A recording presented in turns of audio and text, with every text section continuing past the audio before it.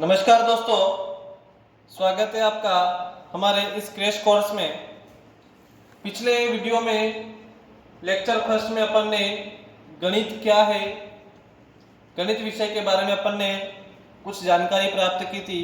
साथ ही गणित संबंधित क्या क्या अवधारणा है उसके बारे में अपन ने पिछले लेक्चर में डिस्कस किया था और वहाँ से किस प्रकार के प्रश्न बन सकते हैं उसके बारे में अपन ने चर्चा की थी।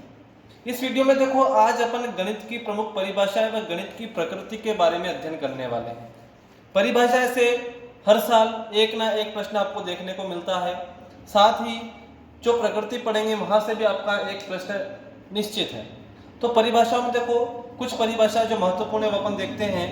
पहली परिभाषा है आपके सामने, गणित विज्ञान की रानी एवं नौकर है। देखो पहली परिभाषा क्या है, गणित विज्ञान की रानी है। शब्द ध्यान रखना, तो रानी है, एक क्या है, नौकर है। किसने कहा है? Eric Temple Bell, E.T. Bell. अब देखो बेल क्या होता है, नौकर होता है। ठीक है, जो बैलगाड़ी होती है उसमें इस बेल को क्या है, नौकर के रूप में मान के वहां पर आगे धर दिया जाता है। तो ध्यान रखना, नौकर है तो कौन है, बेल है। ठीक है, तो कुछ इस प्रकार से परिभाषा अपन याद रख सकते हैं। ठीक है, गणित विज्ञान की रानी एवं नौकर है, किसने कहा, एरिक टेम्पल बेल या E.T. बेल। अगली परिभाषा की बात करते हैं, विज्ञान उतना ही यथार्थ है जितना वह गणित का प्रयोग करता है। ठीक है, गणित का प्रयोग, क्योंकि अपने देखो कुछ अवधारणा संबंधित कुछ बातें पढ़ी थी, उसमें कहा था कि गणित के जो निष्कर्ष होते हैं वो क्या होते हैं, अद्वितीय होते हैं और सटीक होते हैं। ठीक है, तो विज्ञान भी उतना ही यथार्थ है जितना वो क्या करता है, गणित का प्रयोग करता है। यानी सत्य निष्कर्ष होंगे, जो सटीक निष्कर्ष होंगे, यदि उनका प्रयोग यदि विज्ञान कर रहा है तो विज्ञान भी कैसा है, यथार्थ है, एक सही विषय है। किसकी परिभाषा है, कॉन्ट महोदय की। किसकी परिभाषा है, कॉन्ट। ध्यान रखना, कॉन्ट महोदय की और बहुत महत्वपूर्ण परिभाषा है। ठीक है, परीक्षा में पूछी हुई है। अगली जो परिभाषा है ये सबसे इंपॉर्टेंट है। ठीक है, बहुत बार रीट सेकंड ग्रेड गणित की जो शिक्षण विधियां होती है वहां पर पूछी हुई परिभाषा है। गणित क्या है, सभ्यता एवं संस्कृति का दर्पण है। क्या है गणित, सभ्यता एवं संस्कृति का दर्पण है। किसने कहा, हॉगबेन। ध्यान रखना, सभ्यता संस्कृति की परिभाषा किसने दी है, हॉगबेन महोदय ने। अगली परिभाषा देखते हैं, नंबर 4, गणित समस्त विज्ञानों का सिंह द्वार एवं कुंजी है। क्या है गणित, समस्त विज्ञानों का सिंह द्वार और कुंजी। ठीक है, यानी इसको गणित को क्या है, समस्त विज्ञान विषय है उनमें सबसे प्रमुख माना गया है, तभी इसको क्या गया है, कुंजी कहा गया है, क्योंकि बिना कुंजी के आप लोक नहीं खोल सकते हैं। ध्यान रखना, कुंजी और एक लोक वाली परिभाषा दूसरे की है। यहाँ पर कंफ्यूजन बड़ा होता है कि कुंजी से बहुत सारे लोग याद कर लेते हैं कि लोक खोलना है, इसके लिए क्या चाहिए, कुंजी चाहिए, लेकिन ऐसा नहीं है, यहाँ पर यह परिभाषा अलग है। तो गणित समस्त विज्ञानों का सिंह द्वार एवं कुंजी है, किसका कथन है, रोजर बेंकन। ठीक है, ध्यान रखना, ये भी बहुत महत्वपूर्ण परिभाषा है। ठीक है, अगली बात करेंगे, गणित वह मार्ग है जिसके द्वारा बालकों में तर्क करने की आदत का विकास होता है। यानी बालक तर्क करना सीखता है, उसका लोक क्या हो जाता है, उसका लोक खुल जाता है। तो किसकी परिभाषा किसने दी है, लोक ने दी है, जॉन लोक। ठीक है, गणित वह मार्ग है जिसके द्वारा बालकों में तर्क करने की आदत का विकास होता है। परिभाषा किसकी है, लोक महोदय। अगली आती है, गणित की उन्नति के साथ साथ देश की उन्नति का घनिष्ठ संबंध होता है। यहाँ पर देखो देश की बात की गई है। ठीक है, तो अपना एक तो भारत है, लेकिन भारत के साथ में किसकी देश की बात की है, नेपाल की बात की है। तो नेपोलियन आपको याद रखना, क्या याद करना है, देश आ गया, यानी दूसरे देश की अपन बात कर रहे हैं, और किसकी बात कर रहे हैं, नेपाल की बात कर रहे हैं। यानी क्या परिभाषा किसने दी है, नेपोलियन के द्वारा दी गई है। बस एक परिभाषा अपन देखते हैं, 7वीं परिभाषा है, उसको ध्यान से याद रखिएगा, बहुत महत्वपूर्ण परिभाषा आपको सामने मैं लिख रहा हूं। देखो अंतिम परिभाषा बहुत महत्वपूर्ण परिभाषा है। क्या है परिभाषा, इसको कैसे याद रखेंगे कि गणित सभ्यता तथा विज्ञान का आधार स्तंभ है। ध्यान रखना, एक शब्द आया स्तंभ। स्तंभ यानी मेन जो नींव होती है, उस नींव की बात कर रही है। मकान की जो नींव कुर्सी होती है, आधार स्तंभ को होता है। ठीक है, यदि इस स्तंभ को हटा दिया जाए तो संपूर्ण भौतिक सभ्यता क्या हो जाएगी, नष्ट हो जाएगी। आप देख सकते हैं आज भारत देश जो है, उस भारत देश में कितने सर्वाधिक जो है युवाओं वाला देश भी कौन सा विश्व में, भारत है। सर्वाधिक युवा कहाँ रहते हैं, भारत में रहते हैं। ठीक है, और आज युवा पीढ़ी के ऊपर ही पूरा देश निर्भर है। तो ध्यान रखना आधार स्तंभ कौन है, यंग है। कौन है, यंग यानी बिल्कुल युवा। ठीक है, यंग पीढ़ी की बात की परिभाषा किसने दी है, यंग महोदय ने दी है। तो आप ध्यान रख सकते हैं कि देश का आधार स्तंभ कौन है, यंग है, युवा है। इसी प्रकार गणित क्या है, सभ्यता तथा विज्ञान का आधार स्तंभ है। तो स्तंभ से आप क्या याद रख लेंगे, यंग महोदय याद रख लेंगे कि स्तंभ कौन है, यंग है, युवा है। तो यंग महोदय आपकी इस परिभाषा के प्रतिपादक है। ठीक है, तो ये अपनी प्रमुख परिभाषाएं हो चुकी है। बस आपको ये परिभाषा याद होनी चाहिए। महत्वपूर्ण परिभाषाओं में से मैंने आपको सारी एक एक करके 7 परिभाषा आपको लिखी है, यही सबसे महत्वपूर्ण परिभाषाएं थी। अब बात करते हैं अपन गणित की प्रकृति की बात। ठीक है, प्रकृति की बात करते हैं। अब देखो गणित विषय की बहुत महत्वपूर्ण टॉपिक है गणित विषय में, शिक्षण विधियों में। यहाँ से एक ना एक प्रश्न हमेशा आपको एग्जाम में देखने को मिलेगा। और देखो कैसे याद करना है गणित की प्रकृति, बहुत आसान है, क्योंकि गणित विषय है बहुत सर्वश्रेष्ठ विषय है। अवधारणा पढ़िए, इसके जो निष्कर्ष होते हैं वो भी क्या होते हैं, बिल्कुल सटीक होते हैं। ठीक है, अब देखो मैं प्रकृति की बात कर रहा हूँ। सबसे पहले इसकी प्रकृति है ये लचीली। कैसी प्रकृति है, गणित विषय की प्रकृति कैसी होती है, लचीली। लचीली का मतलब क्या है, ठीक है, लचीला का मतलब होता है कि परिस्थिति के अनुकूल उसमें परिवर्तन किया जा सके। ठीक है, तो वो क्या लचीली, जैसे आपको गणित का सवाल कर रहे हैं। अब ठीक है, गणित का सवाल आप कर रहे हैं तो गणित का सवाल करने की अनेक विधियां हैं। ठीक है, वर्ग ज्ञात कर रहे हैं, मान लो तो वर्ग जैसे 12 गुणा 12 कर रहे हैं। ठीक है, 12 का वर्ग हो गया आपका 144। जरूरी नहीं आप इस विधि से ही करें, गुणा विधि से, आप अन्य मेथड भी अपना सकते हैं। जैसे 12 का आप वर्ग ज्ञात कर रहे हैं, ठीक है, तो 12 का गुणा 12 में कर रहे हैं, पर अलग विधि से कर रहे हैं। पहले 2 का 2 से किया 4, फिर 1 का 1 से किया 1, फिर बीच में आपने क्या किया, 2 का गुणा इससे किया 2 एकम 2 प्लस, फिर 2 का गुणा इस 1 से किया 2 एकम 2, तो ये 4 हो गया। यहाँ से आपका 4 आया, 2 और 2 4 आया, यहाँ कितना आया। अब आपको प्रत्येक खंड से कितना लेना है, एक एक संख्या लेनी है। 4 यहाँ से लिया, यहाँ भी 4 ही है तो 4 लिया, यहाँ कितना है, तो ये भी आपको 44 आया। यानी प्रकृति कैसी लचीली है, आप किसी भी मेथड से अपना सवाल इसमें कर सकते हैं। ठीक है, तो ये बात होगी किसकी, अपनी प्रकृति की बात हो गई। ठीक है, आगे अपन डिस्कस करेंगे जब आपको मैथ्स पढ़ाई जाएगी, तो वहां पर भी आपको ये गणित के वर्ग घन निकालने की बहुत मजेदार, बहुत धमाकेदार ट्रिक आपको इस क्रैश कोर्स में बताई जाएगी। अगली बात करते हैं, पहली बात होगी अपनी प्रकृति कैसी लचीली, यानी परिवर्तन किया जा सकता है। सार्वभौमिक की बात करते हैं। सार्वभौमिक का मतलब क्या होता है कि जो इसके निष्कर्ष होते हैं वो सार्वभौमिक होते हैं। गणित की प्रकृति सार्वभौमिक होती है। इसका मतलब यह है कि आपने देखा है कि 2 + 2 = 4 होते हैं, तो आप कहीं भी चले जाइए विश्व में, वहां पर भी आपको 2 और 2 कितना मिलेगा, देखने को 4 ही मिलेगा। ठीक है, यानी इसकी प्रकृति कैसी होगी, आपको सार्वभौमिक हो गई है। नंबर 3 बात करते हैं कि अपनी भाषा होती है। अपनी भाषा से मतलब क्या है, गणित विषय की अपनी भाषा होती है। भाषा से मतलब क्या है, यहाँ पर भाषा से मतलब सूत्र से हो गया, प्रत्यय से हो गया। ठीक है, ये सारा जैसे आप बात करें लंबाई, चौड़ाई, ठीक है, आयतन, संख्याएं, कोष्टक, मापतोल, त्रिभुज, लाभ, हानि, ये सारी क्या है, गणित की अपनी भाषा है। तो गणित की क्या होती है, अपनी भाषा होती है।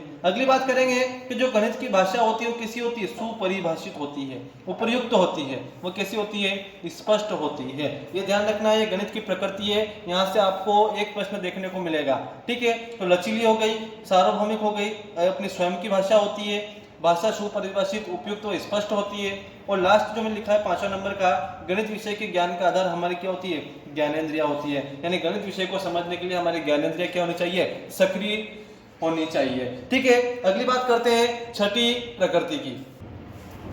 देखो प्रकृति सर्पिलाकार कैसी है, छठी प्रकृति क्या लिखा मैंने, सर्पिलाकार। सर्पिलाकार का मतलब क्या है, सर्पिलाकार का मतलब यह है, सर्पिलाकार देखा होगा आपने, जो बवंडर उड़ता है, जो अपने दैनिक भाषा में उसको क्या बोलते हैं भूतालिया। क्या बोलते हैं, गांव की भाषा में क्या बोलते हैं, भूतालिया। इस प्रकार से उड़ता है। ठीक है, ये होता है। अब देखो सर्पिलाकार का मतलब ये है स्प्रिंग नुमा। कैसा है, स्प्रिंग नुमा। इसका मतलब ये है कि जब तक आपको संख्याओं का ज्ञान नहीं होगा तब तक आप गणित की बड़ी बड़ी कैलकुलेशन आप नहीं कर सकते। ठीक है, जैसे बात करता हूं मैं, यदि आपको प्राकृत संख्या, आपको पूर्ण संख्या का ज्ञान नहीं है, तो आप परिमेय, अपरिमेय, वास्तविक संख्याओं का जानकारी आप ग्रहण नहीं कर सकते हैं। इसलिए सबसे पहले आपको गणित के निम्न स्तर की जानकारी होना चाहिए, तभी जाके आप गणित के उच्च स्तर को समझ सकते हैं। यानी प्रकृति कैसी होगी, सर्पिल का बहुत इंपॉर्टेंट है। अगली बात करेंगे अविवादास्पद, यानी गणित के जो निष्कर्ष होते हैं कैसे होते हैं, अविवादास्पद, किसी भी कंडीशन में उनको चुनौती नहीं दी जा सकती। ध्यान रखना, गणित के जो निष्कर्ष होते हैं यानी 2 + 2 4 होते हैं, तो 4 ही होते हैं, आप इसे चुनौती नहीं दे सकते। ठीक है, तो ध्यान रखना गणित के जो निष्कर्ष होते हैं कैसे होते हैं, अविवादास्पद होते हैं। अगली बात कर रहे हैं गणित की प्रकृति कैसी है, वैज्ञानिक है। कैसी है, वैज्ञानिक। वैज्ञानिक का मतलब क्या है, ध्यान रखना, वैज्ञानिक कहा मैंने, वैज्ञानिक का मतलब है कि जो गणित के आप निष्कर्ष निकाल रहे हैं वो आप क्या करते हैं, उस निष्कर्ष निकालने में उन वैज्ञानिक विधियों का पालन करते हैं। वैज्ञानिक विधि से ही आप उन्हें निष्कर्ष को निकालते हैं। ठीक है, ताकि उनका कभी भी आप परीक्षण करें तो वापस वही निष्कर्ष निकलकर आपके सामने आए। ठीक है, तो वैज्ञानिक हो गया। ठीक है, जिस प्रकार से अपन प्रयोगशाला में प्रयोग करते हैं उसी विधियों का बिल्कुल एक के बाद स्टेप बाय स्टेप अपन प्रयोग करते हैं, तो वो निष्कर्ष निकलता है वो क्या होता है, बिल्कुल सटीक होता है। इसी प्रकार गणित की प्रकृति भी कैसी होती है, वैज्ञानिक होती है। अगली बात करेंगे स्पष्ट संरचना के कारण यह वास्तव में सरल तथा सुगमता से अधिगम योग्य होता है। मैंने गणित विषय की बात की है। ठीक है, बहुत महत्वपूर्ण बात लिखी मैंने, स्पष्ट संरचना के कारण यह वास्तव में सरल तथा सुगमता से अधिगम योग्य होता है। इसका मतलब क्या है, मेरे कहने का मतलब ये है कि जो गणित विषय है, आपने देखा होगा गणित विषय का नाम सुनते ही बहुत सारे बच्चों को डर लगने लग जाता है कि गणित विषय तो बहुत कठिन है। लेकिन गणित विषय विद्यालय विषयों में अन्य विषय से कठिन तो है, सब मानते हैं कठिन है गणित विषय। एक तो क्या होता है कि जो टीचर होते हैं वे खुद बच्चों के मन में ऐसी भ्रांति कर देते हैं, पहले ही कह देते हैं कि ये गणित है, ये हिंदी नहीं है, गणित है। तो बच्चा पहले डर गया, अच्छा ये गणित है, हिंदी नहीं है, तो बच्चे के मन में पहले ही वही कि यार ये तो अपन पढ़ नहीं सकते। फिर यूं बोलते हैं कि तेरा बाप नहीं पढ़ पाया, तू क्या पढ़ेगा। तो फिर बच्चा सोचता है कि वाह मेरा बाप ही नहीं पढ़ पाया तो मैं क्या करूं पढ़ के, तो बच्चा और नहीं पढ़ता है। ठीक है, तो ये भ्रांति क्या है, अध्यापक खुद फैलाते हैं। लेकिन गणित विषय क्या है, कठिन है, अन्य विद्यालय विषयों से कठिन माना जाता है, लेकिन वास्तव में इसकी स्पष्ट संरचना करने क्या होता है, सरल तथा सुगमता से अधिगम योग्य होता है। तो यह बहुत महत्वपूर्ण प्रकृति, जितनी भी प्रकृति थी, ठीक है, ये सारी अपन ने डिस्कस की है। ठीक है, ये आप महत्वपूर्ण जो मेन चीजें हैं वही आप इस क्रैश कोर्स में सीख रहे हैं।